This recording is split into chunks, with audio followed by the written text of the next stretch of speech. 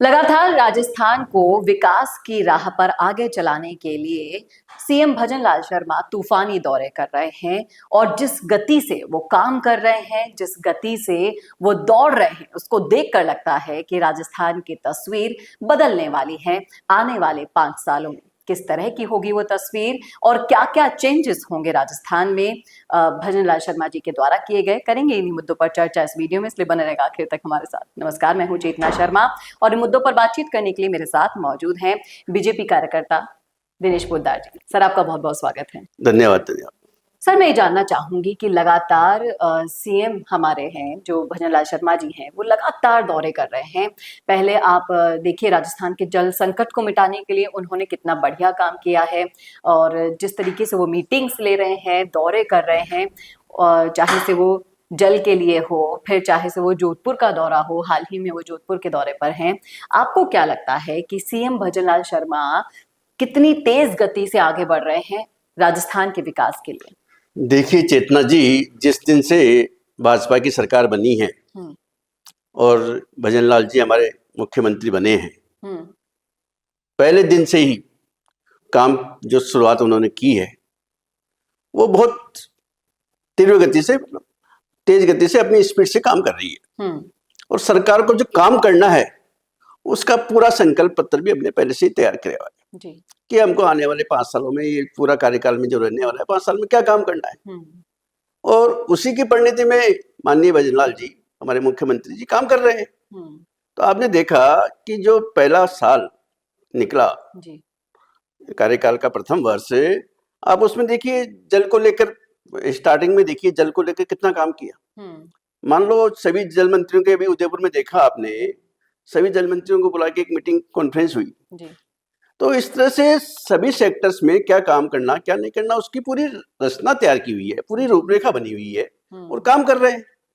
और जो पिछला बजट हमने पेश किया माननीय वित्त मंत्री जी ने, तो उसके तहत भी जो काम होने थे वो कामों को भी पूरा करना था जी। तो आप पिछले साल में और इस बजट के बीच में देखिए कितना विकास के कार्य स्टार्ट हुए जी। पिछले साल तो सीएम साहब ज्यादातर आराम करते हुए दिखाई देते थे। हाँ, पिछले साल सीएम साहब हमारे वाले नहीं है। हाँ। मैं पिछले 5 साल की बात कीजिए आप, कार्यकाल के जो पिछला कार्यकाल गया, कांग्रेस सरकार का जो कार्यकाल गया, आप पिछले 5 साल में देखिए सीएम साहब की क्या स्थिति रहती थी। वो एक बार उनको मैंडेट मिल गया, सरकार बन गई, बस आराम करो, काम करने का कोई मतलब नहीं है। आप क्या विकास के कार्य किए। आज बजट की स्थिति देखिए, जो आज का बजट और पहले का बजट, कितना फर्क है उसमें, बहुत बड़ा फर्क है। हाँ, तो काम करना है, विकास करना है, इसलिए हमने जो बजट पेश किया है, माननीय वित्त मंत्री जी का जो बजट पेश करने का देखिए आप, उन्होंने एक ऐसा सेक्टर नहीं छोड़ा जिसमें काम नहीं करना हो। सभी को लिया, चाहे महिलाओं हो, चाहे बुजुर्गों को हो, चाहे शिक्षा का सेक्टर हो, चाहे इंफ्रास्ट्रक्चर का हो, उद्योगों का हो, तो सभी सेक्टर्स में देखो आप काम करने की गति उनकी जी।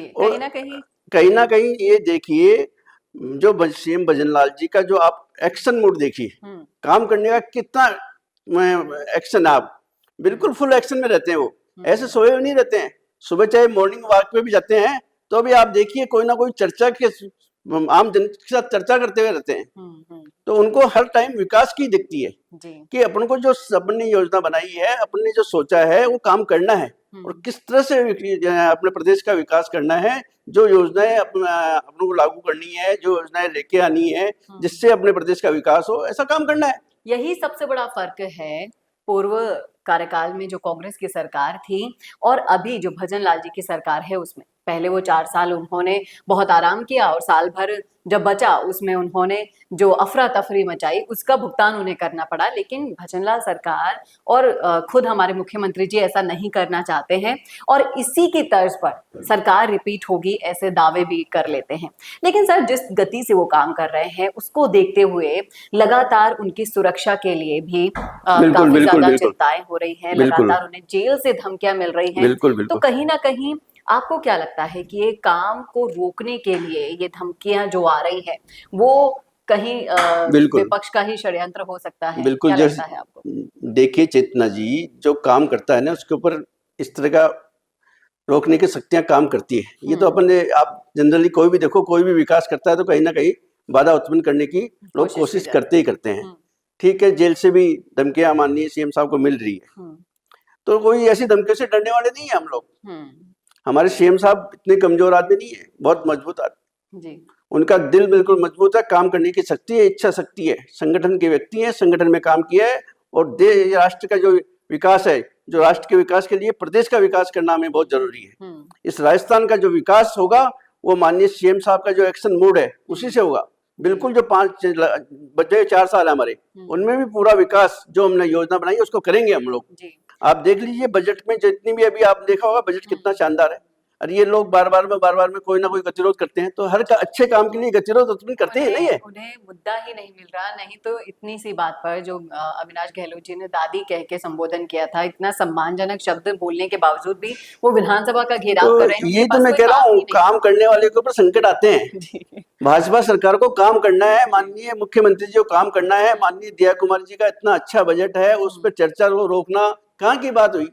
तो ये काम करेंगे तो संकट भी आएंगे, दिक्कतें भी आएगी, लेकिन इन दिक्कतों से कोई डरने वाले नहीं है। काम का विकास की गति बिल्कुल निरंतर चालू रहेगी और अच्छी गति से काम होगा। यही विश्वास है जो अभी निकाय चुनाव में भी बीजेपी पर लोगों का दिखाई दे रहा है, कहीं ना कहीं सोचने पर मजबूर करता है कि जिस तरीके से आप इम्प्रेशन डाल लेते हो और जो मजबूती है आपकी कहाँ तक पहुंच जाती है। अगर गांवों तक भी पकड़ मजबूत हो जाती है तो कहीं ना कहीं ये इस ओर का इशारा है कि आपकी सरकार सही काम कर रही है। क्या कहते हैं? बिल्कुल बिल्कुल, देखिए आज की स्थिति में जनता सब समझती है। जनता का वोट कोई ऐसा नहीं है कि चाहे जिसको वोट दे दिया। आजकल आदमी की भी परख करती है जनता और वोट उसी को देती है जो विकास करना चाहता है जी। और हमारा पूरा विश्वास विकास पे है जी। सिर्फ विकास करना है जी। और जनता हमारे साथ है जी। और पूरा आपने देखा, अब जितने भी इलेक्शन हो रहे हैं, अभी उपचुनाव में स्थिति आपने देख ली होगी सारी कि उपचुनाव में क्या स्थिति रही है, कितनी सीटें जीतना और जो हमारा हार का मार्जिन है वो 84 में 74,000 से 24,000 पे आ जाना। आप देख लीजिए जनता का रुख देख लीजिए ना, तो काम कही है, ये काम का वोट है ये। तो हमने काम किया है, तो भाजपा सरकार जो काम कर रही है अपना उसी के उसको वोट मिलेगा।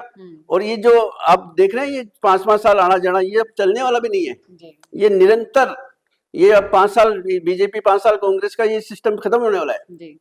सरकार क्योंकि जो काम कर रही है वोट उसी को मिलेगा और ये निरंतर भाजपा की सरकार को इसका पूरा इसी पे विजय मिलेगी। जी। बोलने वाले बोलते रहेंगे, हम तो काम करेंगे, हम तो विकास करेंगे, विकास की ही बात करेंगे, यही मूल मंत्र है बीजेपी सरकार का। सर बहुत बहुत शुक्रिया इन मुद्दों पर अपनी राय रखने के लिए। आप क्या कहते हैं इन मुद्दों पर, आप क्या सोचते हैं, कमेंट बॉक्स में रखिएगा अपनी राय। कैसा लगा वीडियो बताना ना भूलेगा और ऐसी और वीडियोस के लिए देखते रहिए संवाद भारत का, भारत के लिए। नमस्कार। चाहे गुर्जर समाज हो या फिर मीणा समाज, जाट हो या फिर राजपूत समाज या फिर हो राजस्थान का कोई भी समाज, अब राजस्थान संवाद लाया है इन सभी समाजों से जुड़े हुए वो फैक्ट्स और वो जानकारियां जो आपके जनरल नॉलेज को भी बढ़ाएगा और आपके कंपटीशन एग्जाम्स में भी काम आएगा, क्योंकि इन वीडियोस में होंगे सामाजिक, ऐतिहासिक और रोचक फैक्ट्स और जानकारियां। तो अगर आप भी बढ़ाना चाहते हैं अपनी जीके और जानना चाहते हैं अपने इतिहास के बारे में छुपे हुए वो फैक्ट्स, तो ज्वाइन कीजिए राजस्थान संवाद का मेंबरशिप प्लान। ज्यादा जानकारी के लिए डिस्क्रिप्शन में विजिट कीजिए और दिए गए नंबर पर कॉल कीजिए।